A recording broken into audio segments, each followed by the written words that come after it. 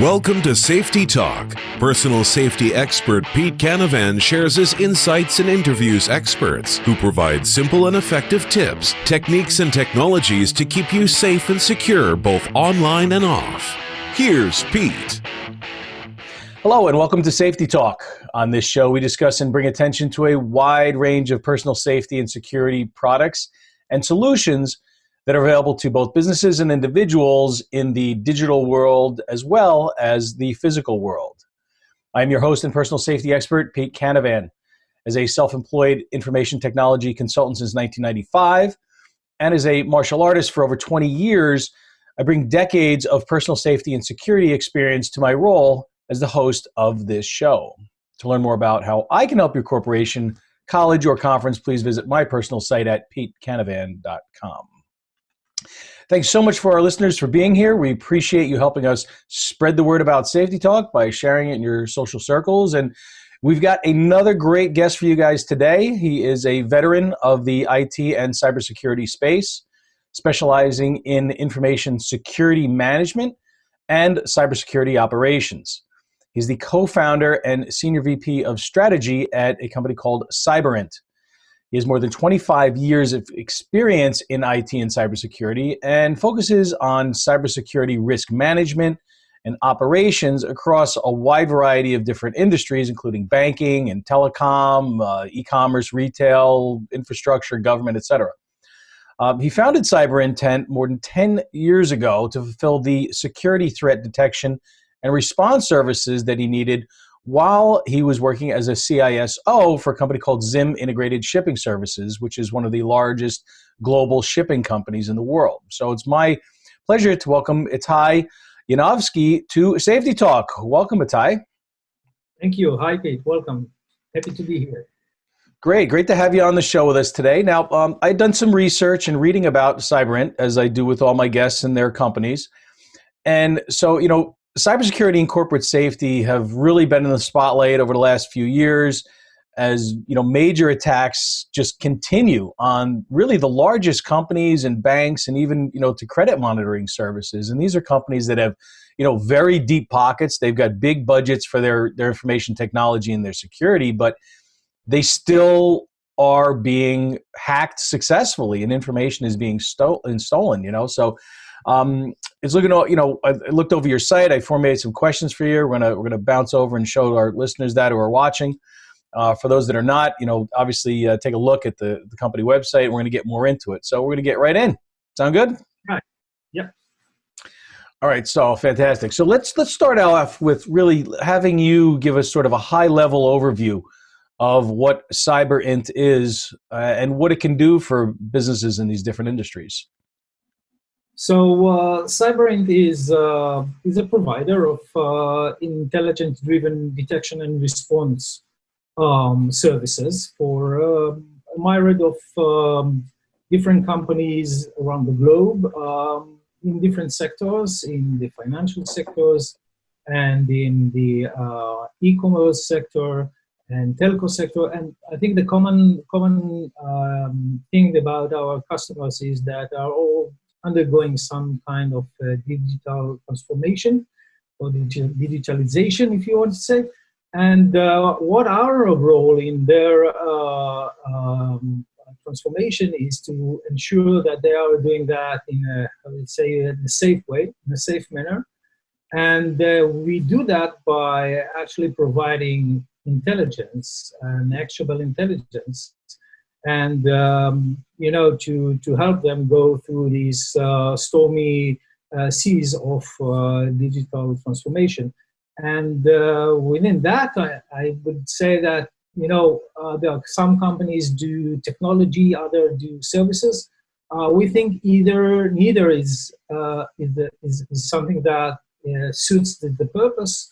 So we actually do a combination of proprietary technology that we build along with the experts that we bring aboard to do the the intelligence analysis and doing the actual detection and hunting for threats. So this is in a nutshell what CyberINT is all about. So you do everything from helping them sort of determine what the risk is digitally to their company, and then, sort of figure out what those threats can be, and, harden a company through that cybersecurity assessment of those risks, right? Exactly. We believe that if you open the dictionary under defense, you would see that it's actually a frustration of the attack, right? So if you don't know who is going to attack you and how, you probably will have a hard time doing defense. It's a common, to all security and safety areas, and particularly to cybersecurity. So this is why I think it is important that we provide our customers with the risk profiling and what is the threats that are luring in the dark to their businesses, and then helping them to understand how they're positioned against these threats. And doing that not just by, check the box type of assessments, but actually hands-on penetration testing, red teaming, and then doing the hunt itself to see where we have identified spots that are weak spots that, making sure that you haven't been breached already. So it's amazing how the community of criminals, cyber criminals and hackers, have become so sophisticated and much more planned with regard to their attacks. They know who they're going to go after sometimes. Obviously they're the ones that use, the shotgun approach where, they just set a software in motion and just go probe IP addresses and ports and look for vulnerabilities and ways into systems. But there are, other criminals that are much more sophisticated, and we've learned that there are entire businesses built around this industry that are, for all intents and purposes, the people that work for them feel like it's a legitimate job because they go to the job every day, even though their job is to hack into computers at other, companies and try to, to figure out a way in that they can, plant their ransomware or whatever or steal data or whatever they're looking to do. It's amazing that it's become such really a big business offshore. And it's very hard for companies, in the United States or in other countries to go after these criminals, because a lot of times it's very hard to find them. So the best thing to do is, of course, to harden the systems that you have and to know where your threats are and to analyze those risks and to assess them and to rank them. Obviously, looking at the situation that's going on in the world right now with a global pandemic shutting down effectively the vast majority of industry, it's not really the thing that a lot of businesses can plan for, because it affects every business. So even if you had, for example, a data center that was compromised in, say, New York, and you can, flip and turn to your disaster recovery plan that says, well, that's fine. We're going to just start up our operations and move everything so that the phones and emails and stuff get answered by our satellite, replicated location in, say, Pennsylvania. That doesn't happen today because everybody is shut down. And so it's the sort of threat when you have a global threat, whether it's a pandemic or, worrying about some other thing like a solar flare that knocks out the electricity, or a meteor or an asteroid striking the Earth. There are certain risks that, they're always going to be there. And really, you don't want to waste time planning for things that are not realistic, because if you're screwed, everybody is. You know what I mean? It's nothing that anybody's going to do about it, But the ones that are realistic are obviously the ones that are the ones that we have to focus on. And so, as somebody who worked as a CISO, Chief Information Security Officer for a big shipping company, obviously you ran into all kinds of challenges. What were some of the biggest challenges that you see and that you faced, both in general, I guess, and then sort of in the context of an economic, slowdown or shutdown like we're seeing now? Yeah, just right. Just to say that you said that cyber criminals are not there for the fun of it. They are in for business. Just I want to share with our audience that very restrictive estimations, and the global economy of cybercrime is $1.5 trillion. This is the fourth largest economy in the world. It's actually the same GDP as all Russia. So they are there for big business, and they know where the business are most vulnerable, and they hit you where they see that you're not protected. Now, going to our current situation, and again, based on my own experience, I would say that first of all, we are in the midst of a global event. You mentioned that. It's hard to know what the full impact of that would be, but we know that it has far-reaching impact that we are looking at right now, and we are starting to assess that and to understand and comprehend what is going on. But I think that being a CISO at times of crisis is something that is a challenge. There's a lot of challenges, and I would say that at the end of our talk, maybe I'll say about explain how several maybe opportunities there for CISOs. So in terms of the challenges, there are several aspects that we need to look at. COVID-19 is actually driving digitalization.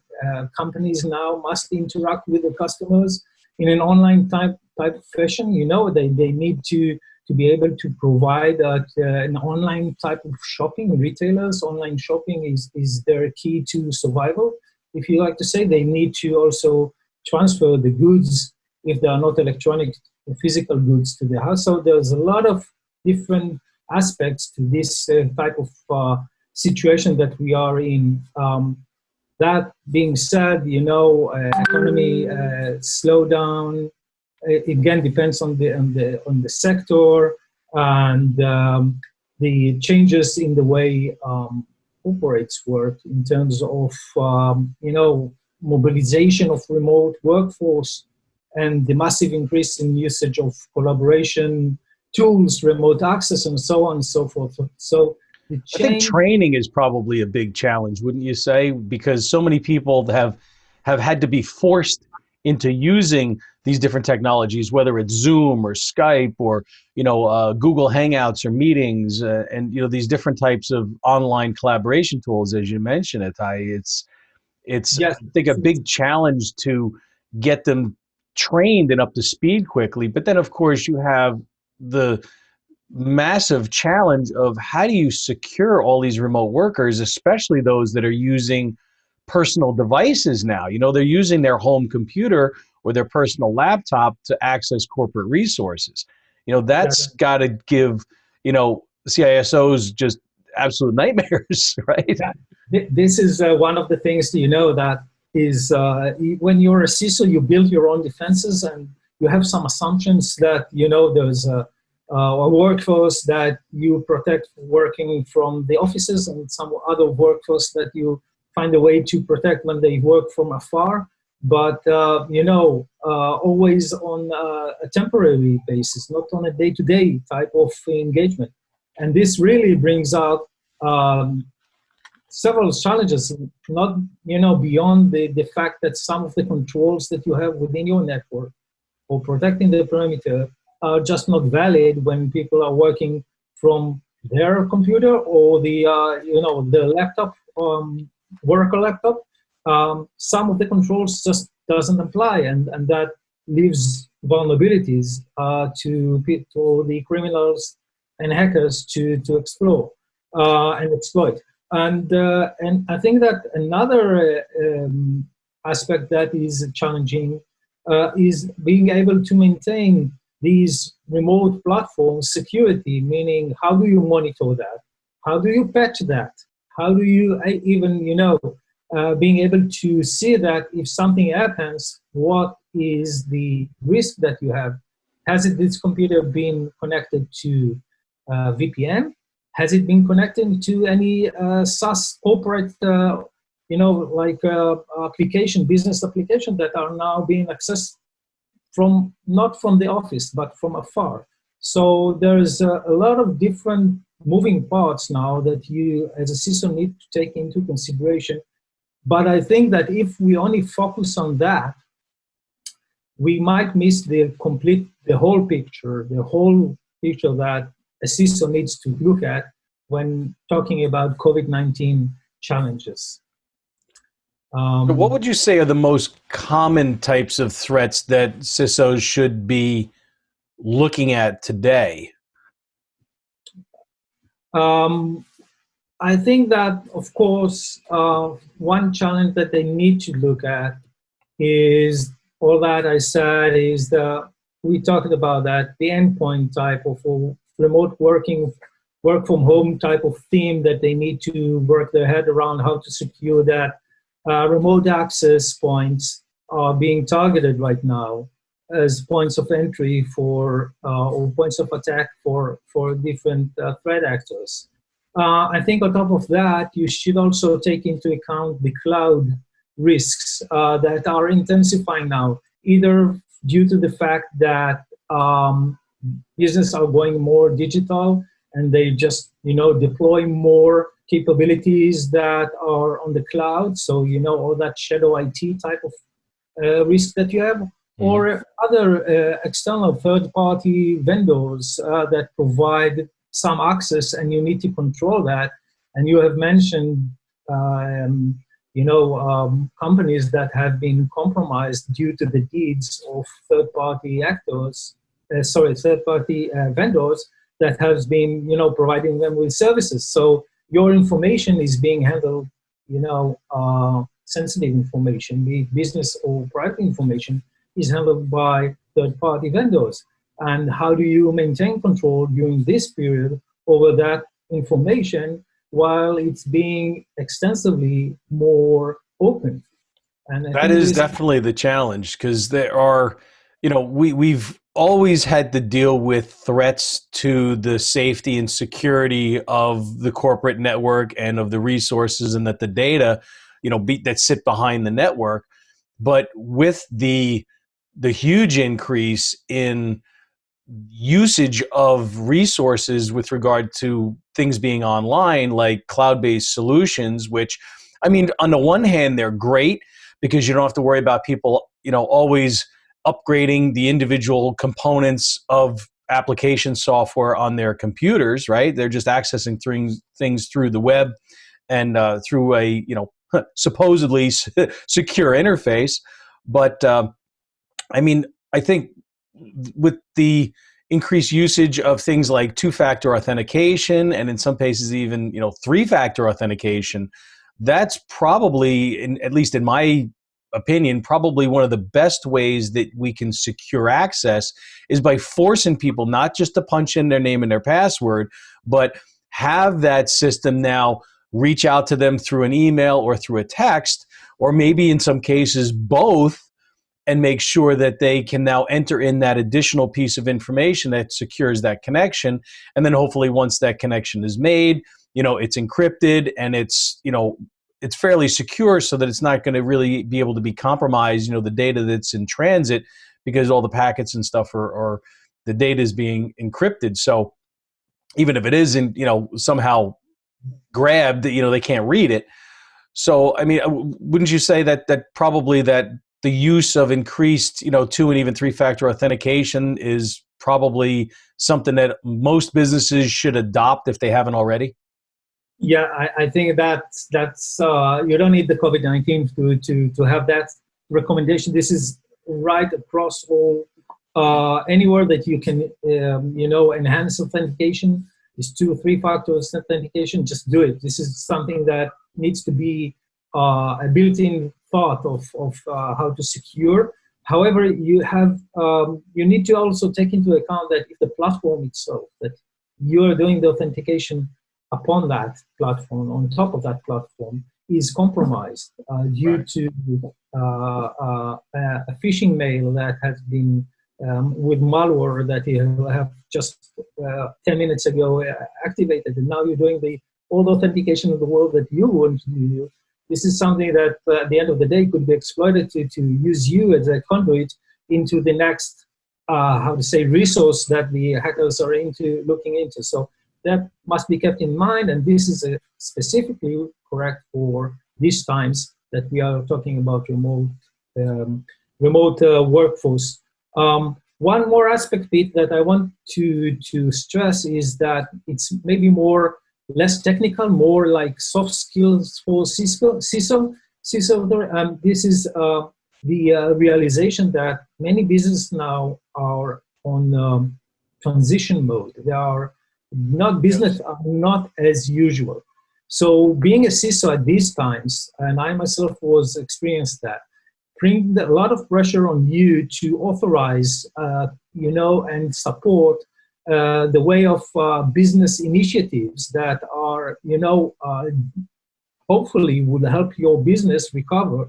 And this puts a lot of innovation and type of opening platforms and doing business, more risky business, taking more risks. And you should support the management, who, by the way, don't have the same, attention span for your security needs. They want to rescue the business. That security is not necessarily the first thing that comes into their mind when they are contemplating the next steps. So you need to be very, proficient and very, helpful to the management and be able to communicate with them effectively. And part of the problem, and what I've seen is that, we do cybersecurity program development for businesses where we help them develop a cybersecurity plan, basically know how to do the part that, maybe you don't have to hire another company to do, but they don't know how to do the threat assessment and the risk assessment and how to figure out what are the steps that they should do. But really it starts all the way back at the beginning of, what is your company's vision statement? What is your company's mission statement? What is the corporate culture that exists around your company? Because if you try to put too restrictive controls on the different workflows and processes inside the business that do not allow it to function the way that it needs to, that doesn't work. And you have to have this sort of balance, like you said, between what is acceptable in terms of the security or lack of it in certain areas to get to have the business be able to perform the function that it does, and communicate that to executive management or to boards of directors is sometimes difficult because they say, well, we need to add, they want you to maybe throw every possible piece of security at the quote problem to come up with a viable, good, secure solution.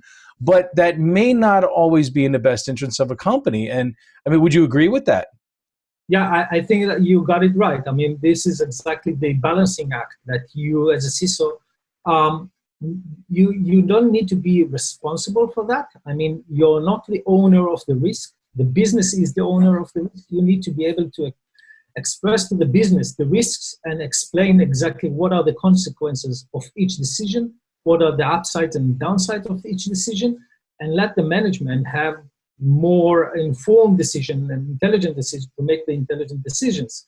And this is something that CISOs are, doing that on a day-to-day basis. But during these times, they need to understand that this is not as day-to-day. So they need to change their, if you want, the record or the switch, to turn the switch that they say, hey, we need to be here more, agile, more maybe risky, but we need to take these risks in a manner that is, makes sense and not. So let's take a look at that and the role that really threat intelligence plays, because it all comes back to having good intelligence and good intel, right? It doesn't matter if you're trying to undergo some sort of military operation, right? Or you're trying to secure your company from attacks and risks that exist. The bottom line is you're fighting a battle against cyber criminals. And so let's talk a little bit about the threat intelligence, because cyberINT has the threat intelligence suite, which allows monitoring to occur. So what, for our listeners, maybe just kind of give a good synopsis of the role that threat intelligence plays in an overall cybersecurity plan. I will. So you remember that we started our talk saying that defense is the frustration of attack. So basically, if you don't know how you're going to be attacked, who is going to attack you, your chances of actually providing this defense is, how to say, diminishing. At the end of the day, you cannot protect effectively and within budget limits and resource limits against all the threats in the world. You need to understand what are the threats that are more relevant for me and be able to respond to the threats. And this is the key here. People are talking about proactive security. Proactive security is not responding to an incident, then you're reactive. When you respond to the threat, then actually you're being proactive about security. So we are enabling our customers to be really proactive about their security, understanding what's going their way, what's coming their way, and how they can actually frustrate that before it becomes a breach, before it becomes an incident. And this is the fact that we are looking at, intelligence-driven detection and response. Intelligence-driven security does exactly that. It enables you to be able to be, proactive about doing, thwarting the threats or minimizing the threats before they become incidents. So this is in essence what we are doing. And, one of the things that we find is that a lot of organizations are having, difficult times actually making sense of the intelligence that they consume. They find it hard to operationalize the intelligence. So part of what we are doing here is just going through, all the phases of making the intelligence actionable, be it for the decision maker, be it for your security operation within the SIEM SOC environment, or be it with other, very dedicated platforms like business platforms, mobile applications, and all that, all types of different business needs that you have when you're going digital. And you have to be, and part of the procedures that have to be done is it starts right off with, hey, who's responsible for this aspect of the business? Okay. Is this who's dealing with the access, for example, to our cloud application, right? Is it an outside vendor? Is it somebody in-house? Who's in charge of that? How is that monitored? How is that hardened? How is that access controlled, right? So being able to point to somebody and say, okay, we've got, we've done an analysis of the various risks that exist on the landscape to us here with our digital footprint, right? Who is in charge of, for example, an issue that happens in this area of the business or in this area of the business? And then you have to, as somebody who's either the business owner or the person who's the chief technology officer or the CISO or CSO, they need to be able to work with all of these people across different departments because, you can't do it all yourself, but you need to say, all right, here's where we see a really high likelihood of a potential area that could be compromised in our business, and we're basing that on what's going on in the news. We've seen other companies, and this is where they were breached. This is, how access was gained. What can we do as a company, and specifically as that part of the company, that division of the company, that technology, specific technology that's being used by the company? How can it be further hardened, but not so much so that it presents a hardship on the people that have to access it? What's a realistic way to increase and improve some of that security?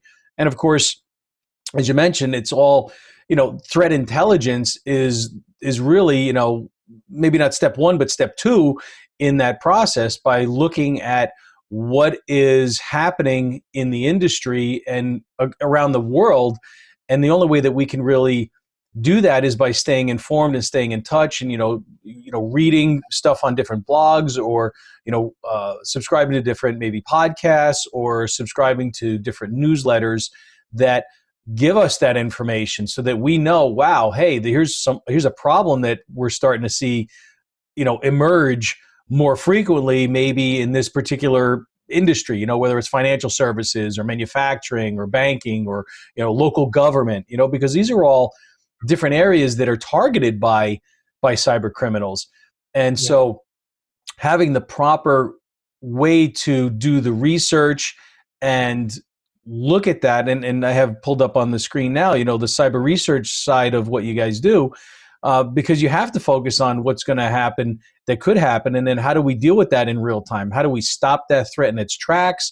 How do we then, deal with it? How do we get back to business and, after we mitigate it, and then after all said and done, go back and now analyze it and say, well, hey, why did this happen? How did this happen? How can we prevent it from happening in the future? Because, we're naive to think that we're not going to be a victim, because something like 80% of all businesses are the victim of some sort of attempted, at least, cyber attack every year.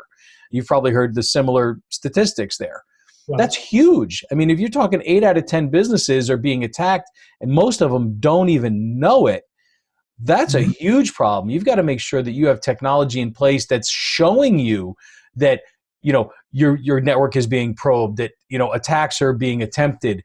And so you can say, hey, before somebody gets in and does damage, we need to implement some sort of additional security or change something that will allow us to really try to protect our company, our livelihood, our employees, our customers, our vendors, our everybody from something. Because, hey, just one successful, for example, ransomware attack can cripple a business, and many of them can't even recover. I mean, if somebody holds your data for ransom and they demand, $50,000 from you, and you're a small business that, maybe is only doing a few $1 million a year, that could be a huge problem for you. How many people got an extra 50 grand sitting in the bank to pay a ransom?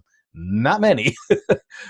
Right. And that these times of the COVID-19, criminals are not very, merciful in the way that they are waging the attacks. They are attacking specifically health organizations, knowing that they are going to pay and pay much because they have no other choice. They are not very, cooperating as criminals. They have no morals, Nope. Second thought of doing that for, hampering with, life-threatening situations. This is as far as it gets. And it could definitely be life-threatening in the case of, like we've seen, of hospitals, right? You get patient records are encrypted. You can't get to the information on your patients. I mean, people die when that happens. Exactly. And the criminal knows that. The criminals know that, and they are actually exploiting that. And we can see that in the wild. Just to follow up on what you have mentioned earlier, many times what we see is a type of a post-mortem situation where we are actually seeing the information that was stolen being traded over the darknet, and by criminals. And this is in a way, you're coming to customers and saying, hey, your information is out there. This is like, the horses has left the stable. This is something that, it might be too late for these organizations. But just to also follow up on what you said, and the importance of actually understanding your business is, you cannot really exaggerate how important it is. And the fact is that many times what we see is that cybersecurity sometimes has overlapping responsibilities with fraud, for example. And then sometimes we see that things are actually falling between the chairs, if you like, not responsible for that. He is not responsible. And there are cases that the organization actually loses money and no one is actually responsible for that. And one of the trends that I think we will see in the near future, and we are already seeing, is that more and more cybersecurity organizations are taking responsibility over fraud, which is interesting because, at the time it was like a separate revenue assurance type of operations.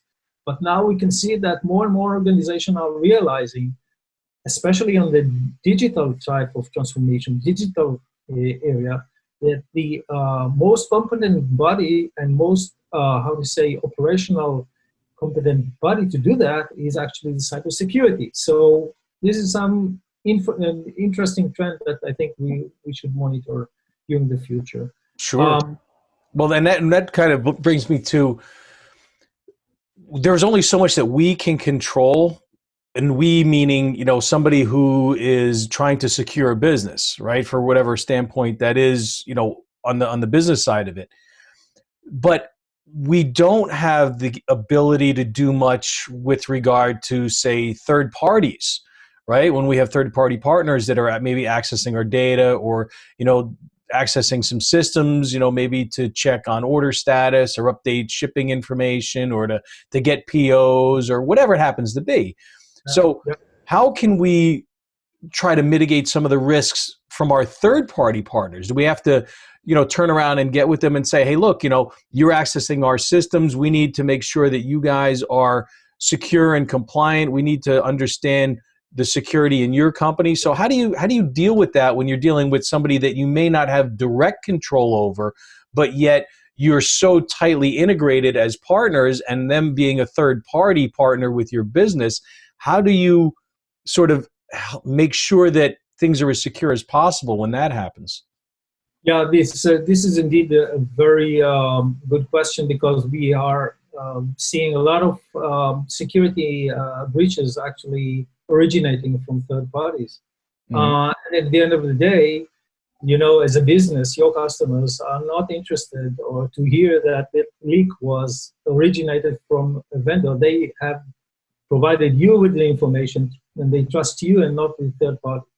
Now, the problem is, you said correctly, I don't have access to that third-party systems. I have, you know, the ability to ask questions, but I need something that is more, how to say, empirical, to be able to identify, is this third-party vendor risky, or maybe it was in a point of time secured, but now he's risky because he has, you know, undergone some breach.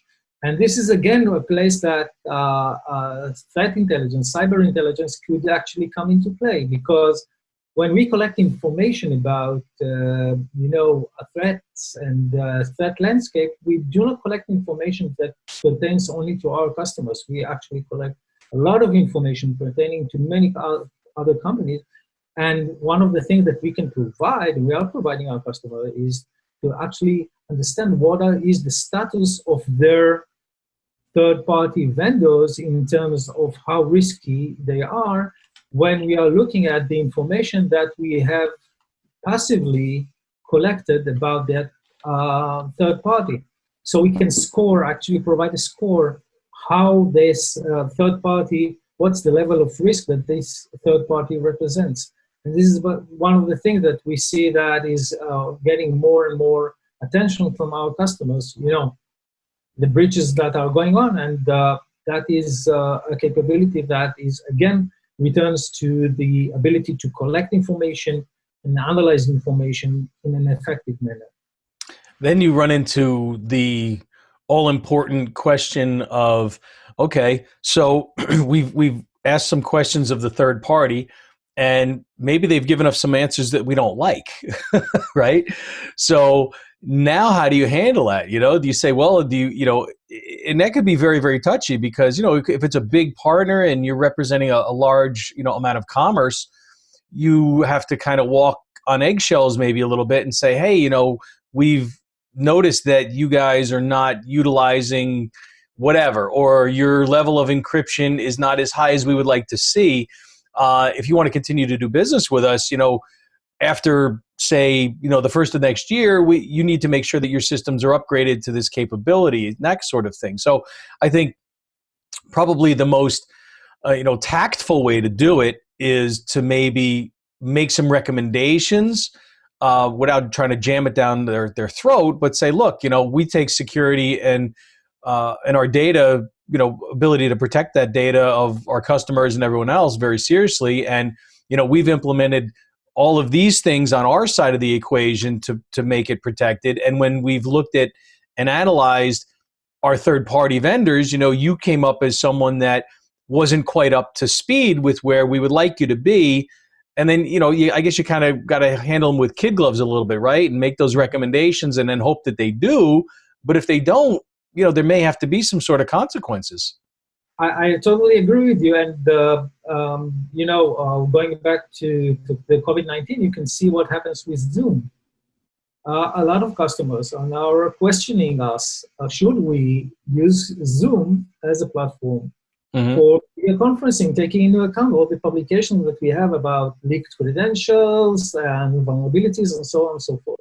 At the end of the day, I think that this is also something that we are seeing happening right now, is that the sense of the public is that being secured is something that has business impact. By the way, you said that you might get answers that you don't like. I can tell you, being a vendor and doing these questionnaires, we try very hard to provide the answers that our customers expect us to provide. And it's on the other end, how can you verify that if you say, yes, I have that indeed you have that, what you're saying? This is something that also you have to have some empirical or supporting evidence that you can, refute or justify what is your thinking that the situation is. Yeah, there needs to be some sort of audit, show me some proof that you've implemented this. And then you can breathe a little bit easier as the customer, right? You can say, okay, cool. Now we know that all of our vendors are up to, say, the level of security that we would like.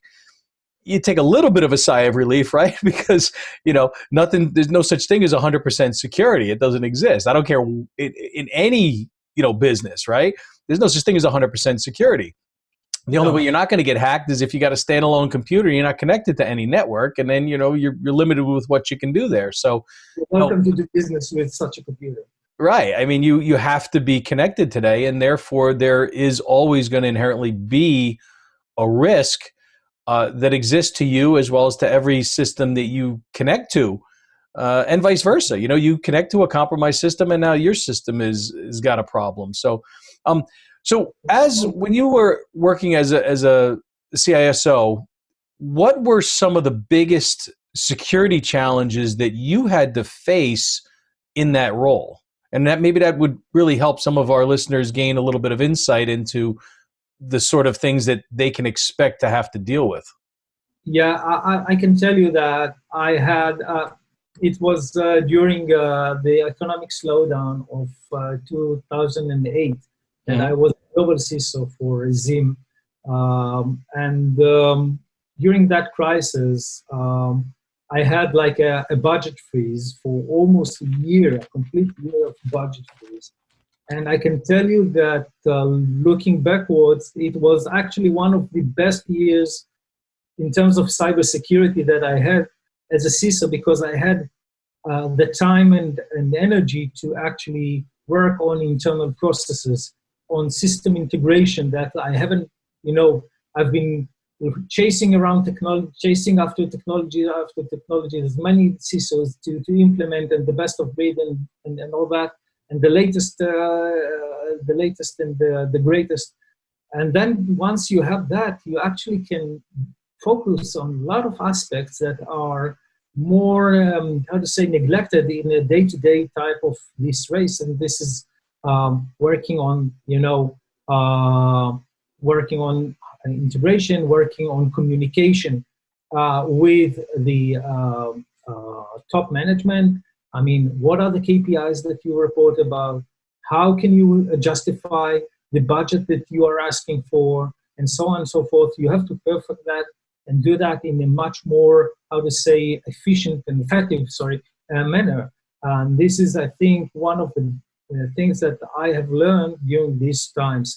And another thing is looking at stuff like TCO, total cost of ownership.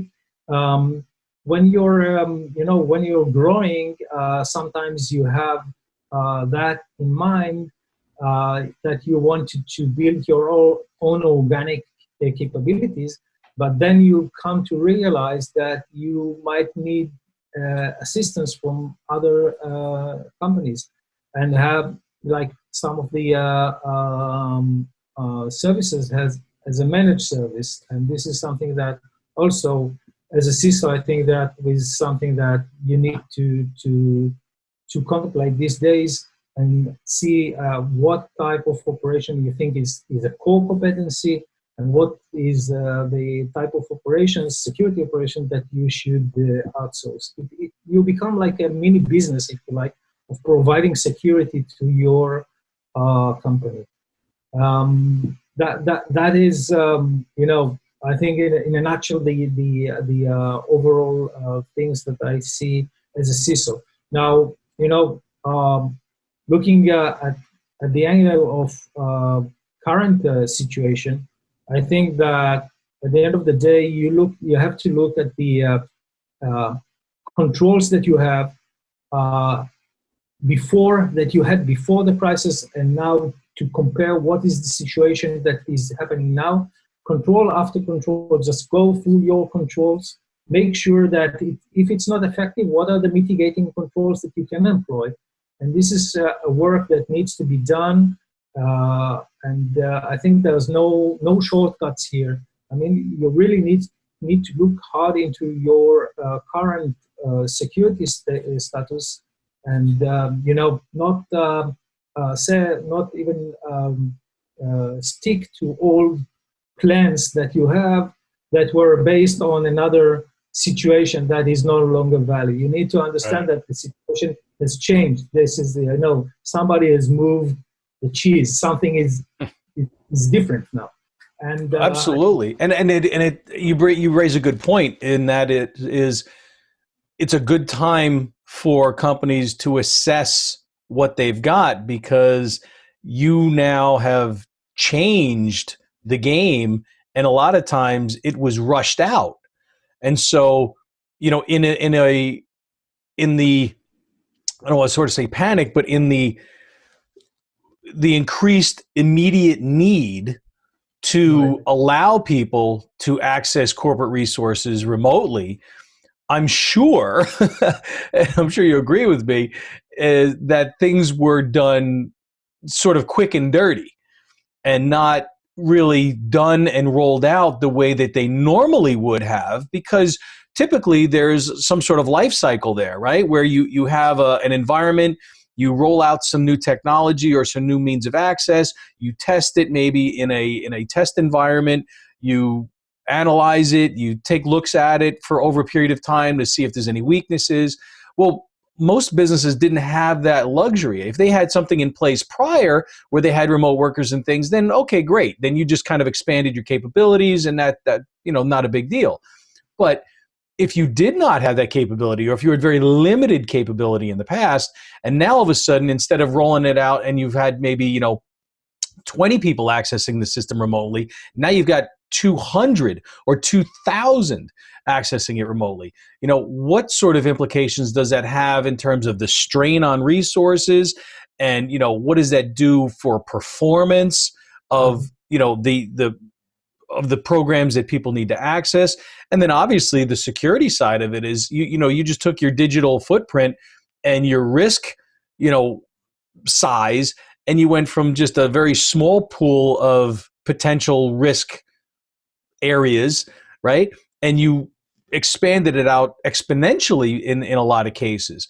And so the criminals know that, and the criminals know exactly that, and they are exploiting that, and they know what is going on, and they know that many organizations now have soft spots that they could actually use in order to make money, to actually leverage for their own good. By the way, it's not just criminals. We are talking about criminals, but also nation states. Don't make any mistake. We are at the this is all the different threat actors types that you can think about are actually in the game of taking advantage of whatever they can, and they actually know exactly where we are. And then it's not, you see also like influence operations going on.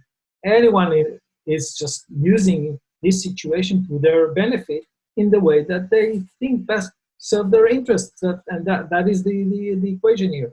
So at the end of the day, when you're a CISO, you need to be able to focus on what matters. You cannot protect against everything. And, there's too many moving parts for you to actually be able to, you have to prioritize. Right. And my belief is that the way to prioritize is by knowing your threats. Knowing your threats is threat intelligence. And this, again, coming back to the how important it is to actually understand who is going to attack you, and how you're going to be attacked. And at the end of the day, with these actual scenarios or hypothesis-based scenarios, you can actually go and check your resilience, or even do threat hunting, or whatever you are. And you got to test. A lot of people don't test. Well, we're flying right through here, Itay. We could talk for a while. I could tell here. A couple more questions I want to make sure I get to here, and that is, what are currently some of the obstacles and the challenges that you're working on right now to address? We are as a cyberINT. Mm-hmm. Yeah. Well, first of all, as I said, we are also an organization that has operations and needs to work, like everyone else, change our way of working. So leave that aside. I think that there's a lot of happening right now within the threat actor arena. There's a shift, and some of the resources that we had in the past are now not available. There are new resources that now become available. We are seeing that bloat of new threats going for the COVID-19 type of like phishing attacks that we are seeing going on, and also malwares that exploit VPN and RDP type of vulnerabilities, or leak credentials for the access credentials for these systems. So I think that we are struggling, first of all, to help our customers actually work their heads around what's going on. I mean, they're asking us, can you advise what is going on? What are the main threats that we have currently at hand? And I can tell you, each geography, each sector has its own unique need. So you need to be very, specific about what type of defense suits your business. And this is always my first, advice to CISOs is that, it's like the Anna Karenina, all happy family looks the same. Each miserable family is miserable in its own way. So this is each organization has its own security need. Understand that you are not just like the other. There are some common base, but you need to understand where your business is and what really needs protection. I think this is the key here to be able to provide, effective security during these times of crisis. And I think we could really extrapolate that out and say, okay, so today, or in this recent environment, we are faced with a certain challenge from COVID-19. So people, bad actors, nation states, cyber criminals are all going to take advantage of whatever the current challenges, or the current news is, or the current threat is, or whatever is currently, hot, right? So right now, we're all getting inundated with all kinds of emails about COVID-19, right? Go watch this webinar on it, or go download this program, or go click here to find out more, okay? And some of those are obviously valid, and they're coming from business partners or people that we've done business with in the past, or maybe newsletters, or maybe coworkers or other businesses, right? A lot of this stuff is valid, but in between all of the valid stuff, there are going to be those phishing type messages and those malware you know, problems that can occur. And so I think if we could take sort of one thing away in that respect, it is, okay, this is the challenge today based on what's happening in the world at this moment, right? But this will be behind us, but there will be another challenge, right? It might be 6 months from now, it might be a year from now, it might be 2 years from now, 5 years from now, whatever. But whenever that new event happens, right, we're going to see the same sort of cycle go on. We're going to see, again, a huge number of messages and emails and information about whatever that new event happens to be. So we've got to be very, very careful about what we're clicking on, what we're seeing. Is it valid or not? How do we really determine the validity of some of the information that we're getting? Because we get so bombarded, and when we see the same things happening over and over and over again, what happens is, like with anything else, we get numb to it, right?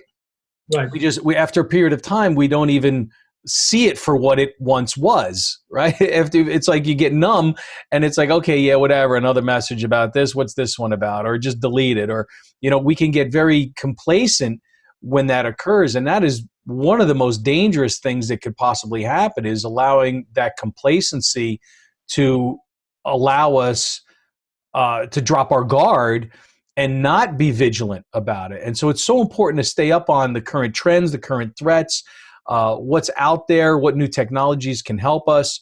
And there are a lot of them. There are a lot of them. But as we evolve, the criminals evolve. And so it's this big cat, you know, it's this cat and mouse game that goes on forever. And we've got to try to stay a step ahead. And it's like, you know, every time we make a change, they make a change, and they make that change. Now we have to make a change. And, you know, it's very, very challenging, no doubt. It actually is going back to what you said about training and awareness. You know, your first and last line of defense is the human factor. Mm-hmm. Your end users, I don't like that phrase, but, you know, your teammates are the ones that are going to set how the incident is going to happen, or if it's going to happen at all, and how it's going to impact your business. At the end of the day, you know, investing in security awareness, and not just by, you know, type of sending emails that, hey, be careful, this is going on, but actually carrying out drills for, you know, phishing simulations and other simulation. What I'm trying to say is that you should invest in the human factor. Mm-hmm. During these times, and any investment that you have done before, this is the time that you will get the payback on that on that awareness. Not just for end users, it's just like, well, top management through the last employee, everyone. That's right. Everybody in the chain needs to understand, you know, and the bigger the company, the more challenges there are, the more people that have to be involved. But yes, training is, I mean, you can mitigate the vast majority of problems if your staff, if your employees, if your team is trained properly. They're going to understand what to look for, and little things can set it off. And, you know, it has to be, when in doubt, you know, err on the side of caution. And if you do receive something that's directing you to do something, you better have some controls and procedures in place that are a safeguard. You know, if you're being told to wire money somewhere, well, there better be a set of checks and balances in place to make sure that that's a valid transaction, for example. And right. So it's very tough, because sometimes we're tricked into giving up some information that we think may not be that important, but you get that little bit of information from this one, and a little bit of information from this person, a little bit of information from that person, and all of a sudden now the criminal can build that profile that they need to then execute a successful attack or hack on a business. So it's very, very challenging, no doubt. As we wrap up here, just a couple things real quick. Is there something that you found that works that you keep coming back to over and over again, whether it's training, whether it's a piece of technology, whether it's just some other general, you know, sort of piece of advice that you could say, hey, you know what, I do this all the time and this really works? You know, get to the basics, return to the basics. When you're in this situation, just go back to the drawing table, go to the basics, look at the very basic things that you're doing, if it's applicable or not. This is my first advice. And at the end of the day, I think that, again, not surprisingly, I truly believe that you need to be aware of the threats. You need to be literate about what is going your way, what is coming your way, and what is going to affect your employees, your business, your systems, your DevOps personnel, anything that is connected with the operation. I think this is the number one advice that I would give CISOs. Yeah, the basics, I think, is a great idea, because I think it's easy for people to get overwhelmed, especially those that aren't, that don't have a high degree of technical knowledge, and they feel maybe overwhelmed by, what do I do? Like, I don't understand all of this technology. I don't understand all these threats. That's okay. You don't necessarily need to understand them, but you do need to understand the likelihood of those threats affecting your company. And if they do affect your company, whether it's as a whole or divisions inside of it, how is that going to then change how you're able to deliver your products, your goods, your services to your customers? Is it going to affect the delivery of the products? Is it going to affect the payment of your invoices? Is it going to affect the payment of your employees? Is it going to affect your ordering products? Is it going to affect the way that you get your orders in from your website because a website is crashed or compromised? So if you take a real, I tell people, you got to take a bird's eye view of everything. And then you don't necessarily have to drill down into the greatest level of detail. You can rely on other people in the organization to get the real nuts and bolts of it. But you need to understand what's out there. What are the effects of something when it is, shut down or affected in some way? And then how do you mitigate that? How do you get back to business as quickly as possible? And then how do you fix it so that it doesn't happen again, hopefully, right? I mean, that's the bottom line in terms of what we need to do. Yeah, and for me, going back to the basics, also you need to secure your base. You know what I'm saying? You have to be supported. You need to be supported by top management. Then go and get that support. You need to be cooperate. You need all the company to cooperate with you. Go get that cooperation. You need to be, very effective in the way that you manage your actions. And I think when you have these big blocks that you need to handle, it's much more clear what you need to do than trying to, as you said, going into the details of each of the different aspects of the nuances that you can get into that or the other options. Then you might get lost with all the information that you overwhelmed with right now, this time of the, in the crisis.